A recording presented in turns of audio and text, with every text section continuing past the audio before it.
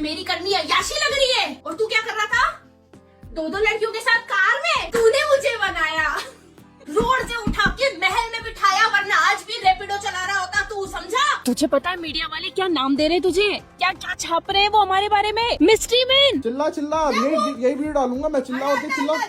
क्या अभी दुनिया को क्या दिखाना है? लड़ाई झगड़े दिखाने, हमारे लड़ाई झगड़े दिखाने। जस्ट इमेजिन कि एक टाइम पर सोशल मीडिया पर इतनी वायरल हुई पर्सनालिटी कि वो सीधा बिग बॉस जा पहुंची थी। सडनली अपनी मैरिड लाइफ से रिलेटेड कुछ वीडियो शेयर करना शुरू करती है, जहां पर उसके हस्बैंड पर वो चीटिंग के एलिगेशंस लगा रही थी। कैसे ये वो काफी टाइम से सफर कर रही है ये भी मेंशन कर रही होती। वो किसी और पर्सन के साथ कुछ रील्स बनानी शुरू कर देती है और वो चीज इतना ज्यादा लोगों को डिस्गस्टिंग लगती है कि एक नरेटिव ही बन जाता है कि ये सब एक perfectly timed social media drama ज्यादा लग रहा है। तो हम बात कर रहे हैं वड़ा पाव गर्ल यानी कि चंद्रिका दीक्षित और उनके हस्बैंड के बीच हो रही अभी ये पूरी कंट्रोवर्सी के बारे में, जिसमें ये दोनों ही अकेले नहीं है, एक थर्ड पर्सन भी है जिसके साथ चंद्रिका रील्स बना रही है। एंड कैसे दोनों हस्बैंड वाइफ एक दूसरे पर चीटिंग के एलिगेशंस लगा रहे हैं। लेकिन ये पूरे ड्रामे में ना सबसे बड़ा ट्विस्ट है ऑडियंस का रिएक्शन। एज इन जहाँ सिंपैथी मिलनी चाहिए थी, वहाँ तो ऐसे रिएक्शंस आ रहे हैं कि viral vada pav girl acting भी ठीक से नहीं कर पा रही है और कई बार तो कैरेक्टर से ब्रेक हो जा रही है वो वीडियोस बनाते टाइम। तो इस सब के बारे में कम्प्लीटली बात करें उससे पहले आप चैनल को सब्सक्राइब जरूर से कर लेना। तो सबसे पहले ना एक वीडियो वायरल होता है चंद्रिका का इंस्टाग्राम पर, जहाँ पर वो किचन में है और उनके हस्बैंड के हाथ में कैमरा होता है। एंड वीडियो में चंद्रिका क्लियरली काफी गुस्से में है, यूटेंसिल्स को पटक रही है, चिल्लाते हुए दिख रही है एज यूजुअल। और वो ये बोल रही है कि मैं घर चला रही हूँ, बच्चे संभाल रही हूँ, मैं शॉप भी देख रही हूँ और तुम क्या कर रहे हो। हालांकि उनके हस्बैंड का रिएक्शन ऐसा था कि चिल्लाओ, मैं तो ये वीडियो शेयर करूंगा। अब हालांकि ये इस पूरी कंट्रोवर्सी का इनिशियल पॉइंट था, लेकिन लोगों ने यहीं से रेड फ्लैग नोटिस करने शुरू कर दिए थे। क्योंकि सबसे पहले तो वीडियो में चंद्रिका का कैरेक्टर ही ब्रेक हो गया, मतलब वो हंसने लगती है इस पॉइंट पर। तो वहीं से लोगों को समझ आ गया कि पूरा ड्रामा क्रिएट करने की कोशिश शायद हो रही थी लेकिन हो नहीं पाया। और इस चीज को और फ्यूल तब मिलता है जब उनके हस्बैंड ये वीडियो उन्हीं के इंस्टाग्राम पेज पर शेयर कर देते हैं, जिसको लेकर लोगों का ये सवाल था कि ऐसा नहीं है कि ऐसी कंट्रोवर्सी पहले सोशल मीडिया पर हुई नहीं है। लेकिन काफी बड़े क्रिएटर्स के नाम इस लिस्ट में हैं जिन्होंने ये सारी कंट्रोवर्सी की है, लेकिन ये तो पहली बार ही देखने को मिल रहा है कि दोनों एक दूसरे के खिलाफ वीडियोस तो बना रहे हैं पर शेयर भी दोनों एक ही पेज पर कर रहे हैं। बस फिर क्या था, जिन लोगों को इनिशियली लग भी रहा था ना कि ये जेन्युइन कुछ हो रहा है, वो भी अभी कन्विंस होना शुरू हो गए थे कि स्क्रिप्टेड ज्यादा लग रहा है ये। अब इसके 2-3 दिन बाद ना चंद्रिका एक रोते हुए वीडियो शेयर करती है, जहाँ वो ये क्लेम करती है कि वो 2 महीने से टॉलरेट कर रही है। एलिजेडली उनके हस्बैंड का किसी और के साथ अफेयर है। वो कुछ चैट वगैरह भी दिखाती हैं और ये फोटोज भी शेयर करती हैं। अब हालांकि चैट से तो प्रॉपर्ली रीडेबल फॉर्म में नहीं है क्योंकि स्क्रीनशॉट तो दिखाया नहीं है, ऐसे फोन में स्क्रॉल करते हुए दिखाया है। दूसरा, फोटोज जो शेयर किए हैं वहाँ इमोजीज लगाया हुआ है, यानी कि फेस को हाइड कर दिया है। तो ऑडियंस ये कहने लगती है कि पहले तो प्रूफ दिखाओ क्लियरली। एंड ये जो फोटो शेयर की ना चंद्रिका ने, इसको तो लोगों ने AI जनरेटेड इमेज का टैग दिया। अब हालांकि इसके बाद उनके हस्बैंड का भी रिस्पॉन्स आता है। वो एक ट्रेन से उतर रहे होते हैं और ये बोलते हैं कि मैं अभी दिल्ली वापस आ गया हूँ और जो भी चीजें गलत हो रही है मैं अभी उनको देखूंगा। जिसके बाद वो अपनी शॉप पर चले जाते हैं और वो ये कहते हैं कि गलती हुई है लेकिन इतनी सीरियस नहीं थी। एंड फर्दर ही एडेड कि ये शॉप उन्होंने बनाई है और वो किसी को नहीं देने वाले, तो शॉप का एक्सेस तो हमेशा उनके पास ही रहेगा। एंड इवन उन्होंने ये भी कहा कि चंद्रिका को भी बनाने में इतना सक्सेसफुल उनका ही हाथ है। एंड यहाँ पर ना उन्होंने ये भी हाईलाइट किया कि ये वीडियोस वो चंद्रिका के पेज पे इसीलिए शेयर कर रहे हैं क्योंकि उसका एक्सेस उनके पास है। ना अब इस पूरे पिक्चर में ना एक सेल्फ क्लेम मिस्ट्री मैन की एंट्री हो जाती है क्योंकि ऑडियंस ना ये नोटिस कर रही थी कि ये सब फियास्को तो चल ही रहा है। अब इस सब के बीच में चंद्रिका एक पर्टिकुलर इंसान के साथ काफी सारे रील्स शेयर करना शुरू कर देती हैं। एंड देखो कैप्शंस मैं यहाँ पर पढ़ के नहीं बता सकती हूँ, लेकिन आपको दिख जाएंगे कि कितने सारे रील्स बनाए गए और उन पर क्या कैप्शन शेयर किए गए। हालांकि अब कोई भी चंद्रिका का रिलेटिव ये सब देख नहीं रहा है, जो कि बिग बॉस में एलिजिडली देख रहा था उनको। और अगर थोड़ी बहुत कमी रह गई थी ना तो वो रिलीजियस एंगल को भी यहाँ इन्वॉल्व कर दिया गया था, जिसके बाद ऑडियंस थोड़ी कंफ्यूज हो गई कि अभी तक थोड़े दिन पहले ये हस्बैंड वाइफ एक दूसरे पर चीटिंग एलिगेशंस लगा रहे थे और अभी सडनली चंद्रिका किसी और के साथ वीडियोस बनाना शुरू कर देती हैं। बट अभी सबसे बड़ा सरप्राइज इवेंट तो बाकी रह गया था क्योंकि चंद्रिका कुछ ऐसे फुल वेडिंग अटायर में वीडियो शेयर करना शुरू कर देती हैं। ऐसे देखो फर्स्ट ग्लैंस में तो यही लगेगा ना कि शादी कर रही है क्या वो दोबारा, क्योंकि वीडियोस तो वो मिस्ट्री मैन के साथ ऐसे ही बना रही थी। But not to your surprise कुछ टाइम बाद ये रिवील होता होता है कि ये तो एक ब्रांड प्रमोशन के लिए था। इसके बाद ऑफ कोर्स ऑडियंस उन्हें काफी बैकलैश देते हुए ये कह रही है कि रेलेवेंस के लिए आपने पूरा का पूरा ड्रामा क्यूरेट तो कर दिया सोशल मीडिया पर, लेकिन इसके कॉन्सिक्वेंसेस क्या हो सकते हैं ये क्यों लोगों को समझ नहीं आता। क्योंकि एक तो ये पहली बार नहीं है जब आपका नाम ऐसे किसी कंट्रोवर्शियल चीज के साथ एसोसिएट हुआ हो। क्योंकि अगर आपको याद हो तो वड़ा पाव गर्ल वायरल ही इन्हीं चीजों की वजह से हुई थी। आई मीन ये कंट्रोवर्सीज वगैरह की वजह से ही वो वायरल हुई थी, विच इंक्लूड्स उनके वो रोड साइड स्टॉल पर हुई कंट्रोवर्सीज, उनकी अथॉरिटीज से फाइट, जहाँ उनका वो फेमस डायलॉग आया था इतना बेसन फेंकूंगी क्या मैं, और इतनी चिल्लम चिल्ली होती थी, कितने वीडियोस बनते थे, कितने कोलैब हो रहे थे। और फिर इस सब का क्या रिजल्ट रहा था, उनकी बिग बॉस में एंट्री, जिसे लेकर भी उन्हें काफी क्रिटिसाइज किया गया था। लेकिन इसके बाद जब वो बाहर आती हैं शो से तो इंटरव्यूज वगैरह भी बहुत देती हैं, और वहाँ पर ना उन्होंने अपनी फैमिली, अपने हस्बैंड को लेकर काफी कुछ बोला था। तो इन शॉर्ट उन्होंने अपनी शादी को एक परफेक्ट ग्रीन फ्लैग मैरिज का पूरा सिनेरियो बना रखा था। देखो आप भी अग्री करोगे कि वड़ा पाव गर्ल को शुरुआत से ही सिंपैथी नहीं मिली है कभी भी। मतलब जब वो अपनी फाइट्स वगैरह के लिए सोशल मीडिया पर वायरल भी हुई थी तो काफी लोगों ने उन्हें क्रिटिसाइज किया था, और अभी भी जो वो ऐसे वीडियोस बना रही हैं उस पर भी उन्हें क्रिटिसाइज ही किया जा रहा है। लेकिन अगर आप ये पूरी कंट्रोवर्सी का एक बिगर पिक्चर देखो ना तो आपको समझ आएगा कि कितने सारे लोग ऐसे हैं सोशल मीडिया पर जिनको इंस्टेंट फेम तो मिलता है। मतलब वो एक गाने, एक डायलॉग, एक इमोशनल स्टोरी या रोड साइड स्टॉल की पूरी बैक स्टोरी वगैरह के लिए वायरल हो जाते हैं, लेकिन वो चीज ज्यादा लंबे टाइम तक नहीं सस्टेन करती। मतलब इस लिस्ट में आप बाबा का ढाबा वाले अंकल को ऐड कर लो, या फिर वो कच्चा बादाम वाले अंकल हो गए, या फिर वो एक गाने के लिए वायरल हुआ था लड़का, या फिर MBA चाय वाला हो, जिनके बाद काफी लोगों ने ऐसे स्टॉल्स लगाए और वो काफी वायरल भी हुए कुछ टाइम के लिए। लेकिन उसका एंड रिजल्ट क्या होता है, मतलब देखो इनिशियली तो फॉलोअर्स बढ़ते हैं, इनवाइट्स आते हैं, कोलैब्स होते हैं, आप सोशल मीडिया पर बहुत ज्यादा रेलेवेंट हो जाते हो, लेकिन चाहे वो पॉजिटिव वे में हो या नेगेटिव, आपके बारे में बात तो हो ही रही होती है। और अगर ये चीज बहुत ज्यादा हो जाती है तो कुछ लोगों को रियलिटी शोज वगैरह भी मिल जाते हैं। लेकिन फिर क्या होता है, धीरे धीरे वो हाइप फेड अवे होनी शुरू हो जाती है, लोग आगे बढ़ जाते हैं, उन चीजों को भूल जाते हैं, और वहीं से फिर ये पूरी प्रॉब्लम भी शुरू हो जाती है। क्योंकि जहाँ अभी तक किसी को ऐसा लग रहा था कि वो तो सक्सेसफुल हो गया, रेलेवेंट हो गया, उसे फेम मिल गई और ये तो परमानेंट है, वहीं फिर ऐसा टाइम आ जाता है जब लोग उसके बारे में बात करना छोड़ो, उसे भूल ही जाते हैं बिल्कुल ही। व्यूज गिनने शुरू हो जाते हैं तो प्रेशर स्टार्ट हो जाता है रेलेवेंस का। देखो रेलेवेंस मेंटेन करने के लिए डिफरेंट चीजें करना कोई बुरी बात नहीं है, काफी लोग ट्राई करते हैं, अलग जॉनर का कंटेंट बनाते हैं या फिर कुछ स्विच करने का ट्राई करते हैं जिससे उनकी ऑडियंस इंटैक्ट रहे। लेकिन अगर आप अभी का सिचुएशन देखोगे ना तो आपको बहुत सारे लोग मिलेंगे जो इजी पाथ को चूज करना चाहते हैं। मतलब फेक लिंकअप्स हो, पब्लिक फाइट्स हो, ब्रेकअप ड्रामा, सिंपैथी मार्केटिंग, कुछ रिलीजियस एंगल के अराउंड कंट्रोवर्सी क्रिएट करना या इमोशनल एक्सपोजर वाला कंटेंट बनाना। क्योंकि अगर आप नेगेटिविटी से वायरल होते हो ना तो आप अपनी इमेज को तो डैमेज करते ही हो, आपकी फैमिली पर भी इम्पैक्ट होता है। ये सब डिजिटल फुटप्रिंट्स हैं जिन्हें आप कभी इरेज आउट नहीं कर सकते। नाउ नॉट डिनाइंग कि काफी सारे केसेस रियल नहीं होते, ऑफ कोर्स काफी चीजें ऑर्गेनिक हो सकती हैं, लेकिन काफी जगह ये क्यूरेटेड है, ये भी अभी ऑडियंस को समझ आने लगा है। बाकी तो अब आप लोग बताना मुझे कमेंट्स में कि इस सब पर आपका क्या ओपिनियन है। जो पसंद आया हो तो वीडियो को लाइक करना, शेयर कर देना, चैनल को सब्सक्राइब जरूर से कर लेना, एंड थैंक्स फॉर वॉचिंग।